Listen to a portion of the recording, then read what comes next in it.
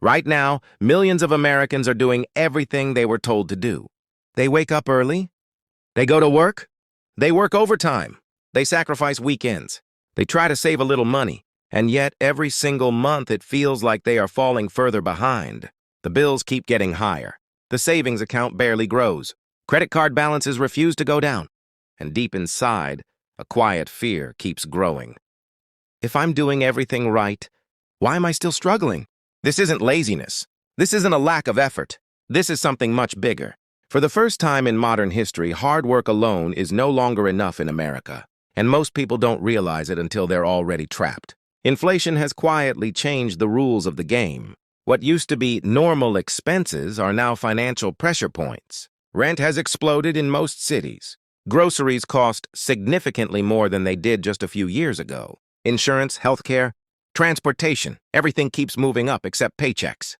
When salaries increase by 2 or 3%, but living costs rise by 8 or 10%. People don't feel richer, they feel exhausted. The system doesn't break suddenly. It breaks slowly, silently, month by month. Most Americans still believe that if they work harder, things will eventually balance out.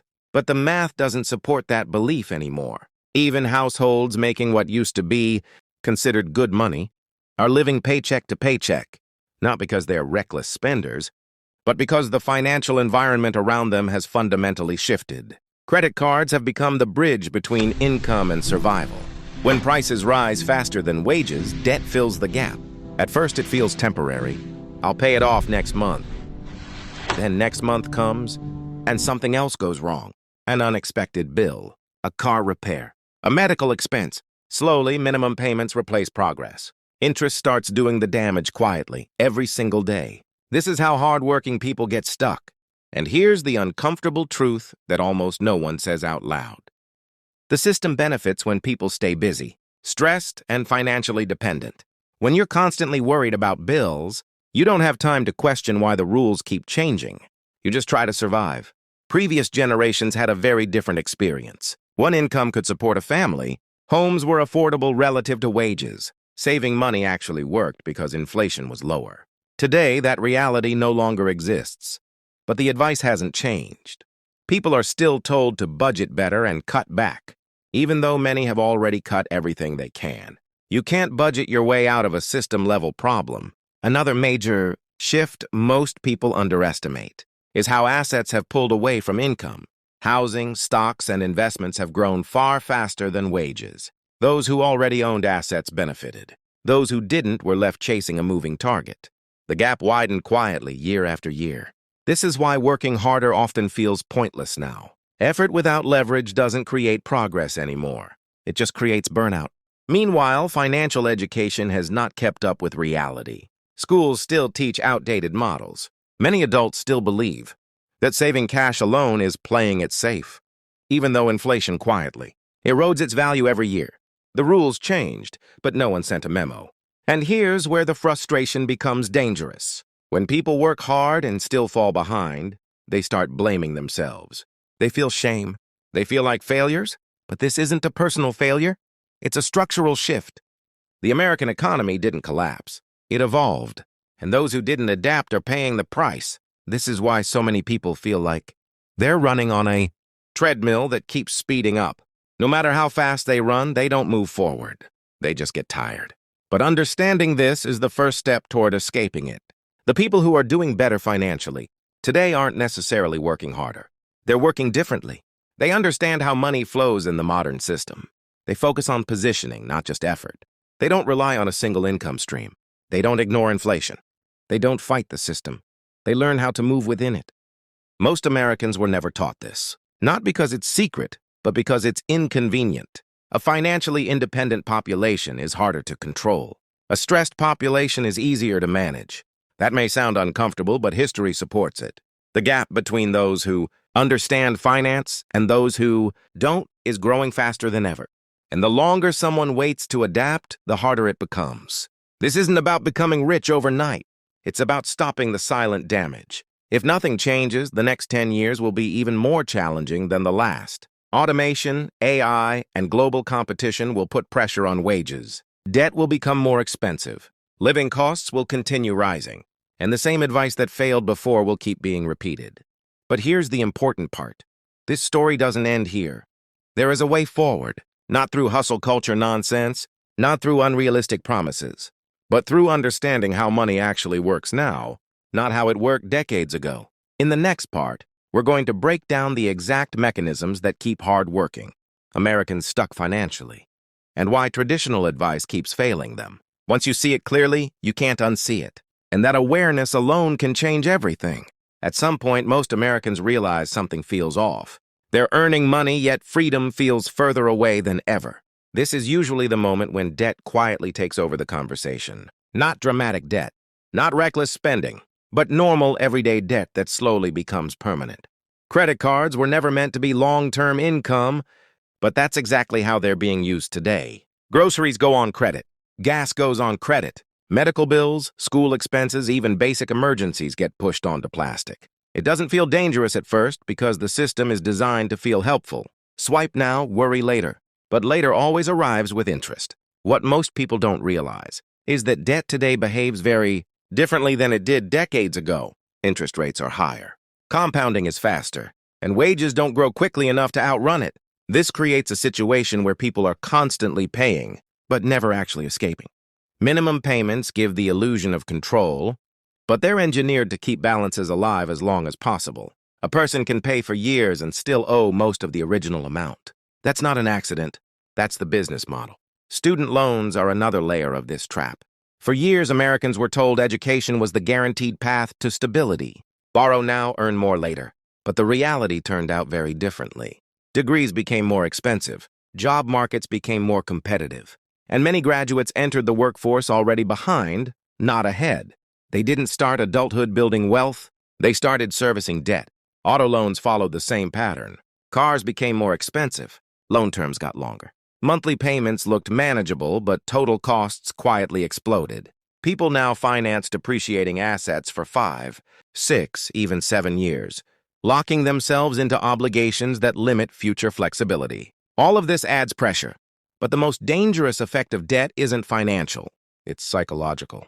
Debt changes how people think. When a large portion of income is already promised to past decisions, people become risk-averse. They stop exploring opportunities. They stop investing in themselves. They cling to job security even when the job no longer serves them. Fear replaces strategy. This is how hardworking people get stuck in the middle. Not poor enough to qualify for help. Not wealthy enough to feel safe. Just constantly managing stress. And here's where the system tightens its grip. Inflation makes debt more common, but rising interest rates make it more expensive. At the same time, banks and lenders tighten rules, making refinancing harder. People get squeezed from both sides, higher costs and fewer options. Saving becomes the next casualty. Most Americans understand that saving money is important, but fewer understand why it feels impossible. After rent, debt payments, insurance, food, and transportation, there's often nothing left. When emergencies happen, savings disappear instantly. Then the cycle restarts. This is why financial advice that focuses only on budgeting feels insulting to many people. They're not failing because they don't track expenses. They're failing because the structure leaves no margin for error. Another uncomfortable truth is that traditional savings alone no longer protect people. Cash loses value every year due to inflation. Money sitting still is quietly shrinking. But investing feels risky when someone is already stretched thin. So people stay stuck between fear and erosion. Meanwhile, asset prices continue rising. Housing, stocks, and businesses grow more expensive, pulling further away from those who don't already own them. The gap widens, not because of intelligence or effort, but because of timing and access. This creates a divided economy. One group benefits from inflation because they own appreciating assets. The other group suffers because they rely solely on income. Both groups may work just as hard, but the outcomes are completely different. This is the part no one explains clearly enough. Income alone does not build security anymore. It covers expenses, but it rarely creates leverage. And without leverage, progress becomes painfully slow. Many Americans feel this intuitively, even if they can't explain it. That's why side hustles exploded. That's why gig work became normal. People are trying to outrun a system that keeps accelerating. But stacking hours on top of hours eventually hits a limit. Time is finite. Energy is finite. This is why burnout is becoming normal. People aren't lazy, they're exhausted. The deeper issue is that the financial system rewards ownership, not effort. It rewards positioning, not hours. Those who understand this adapt. Those who don't are told to simply try harder. But here's the hopeful part. Awareness changes everything. The moment someone realizes the game is different, they stop blaming themselves. They stop chasing outdated goals. They start asking better questions. How does money actually move today? Where does value grow? How do people protect themselves from inflation instead of fighting it?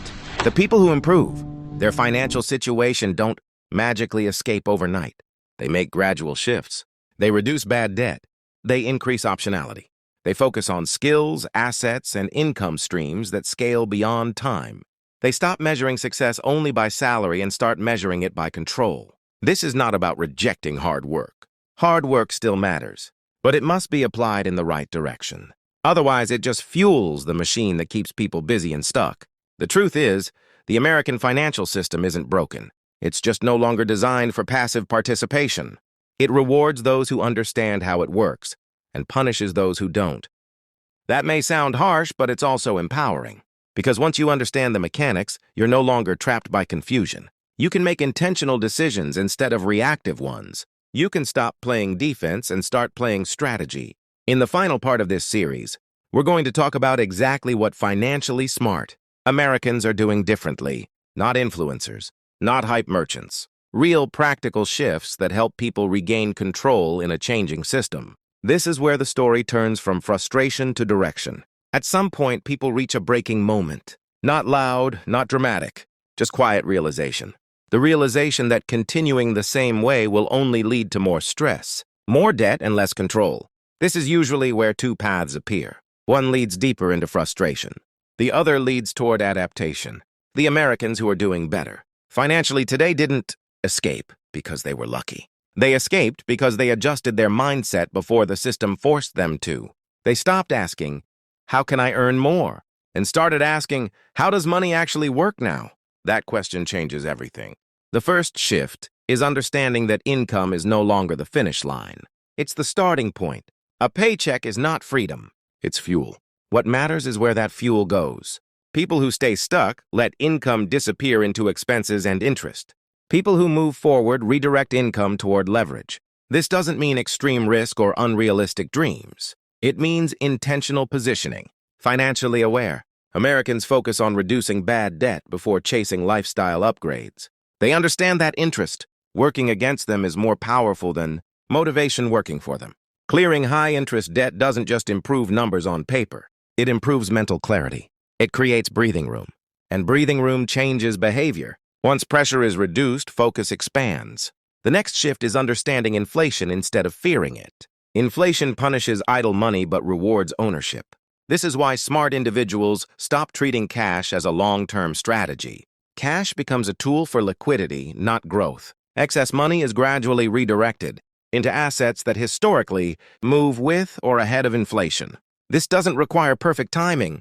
It requires consistency. Owning something that grows, even slowly, beats earning something that shrinks silently. This is why people who own assets feel inflation differently than those who don't.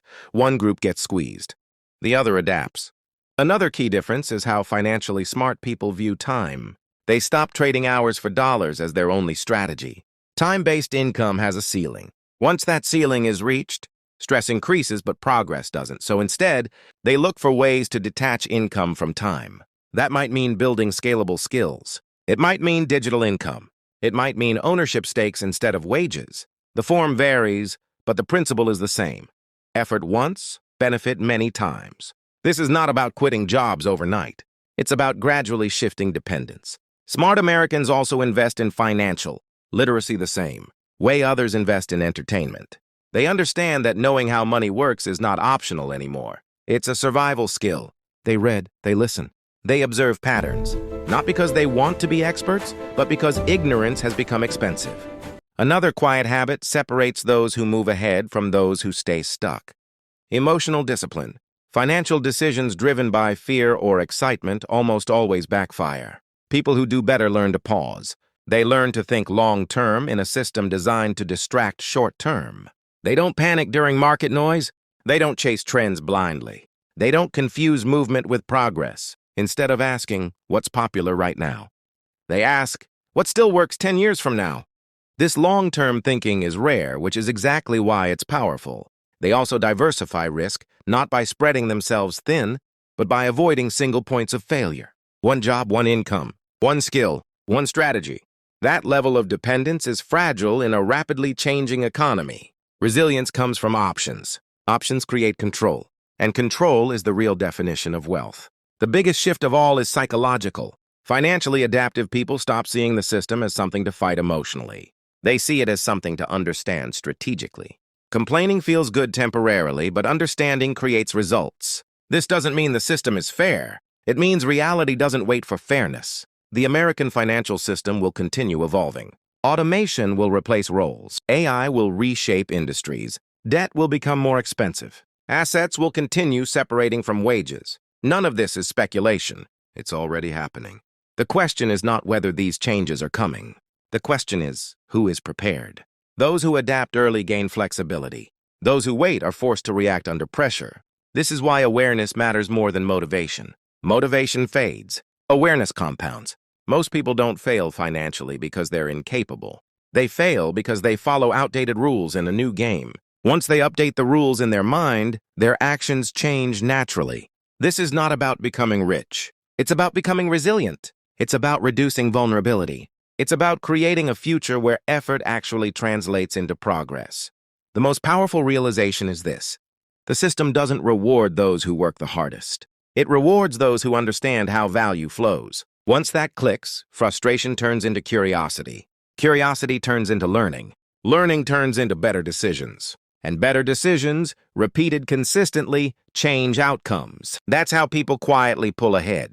Not overnight, not dramatically, but permanently. The goal isn't to escape work. The goal is to stop being trapped by it. The goal isn't to beat the system. The goal is to stop being crushed by it. And that starts with seeing clearly. If you've made it this far, you already understand more than most people. The next step isn't panic. It's positioning. Small adjustments made now matter more than big reactions later. Because in a system that keeps changing, the most dangerous move is standing still.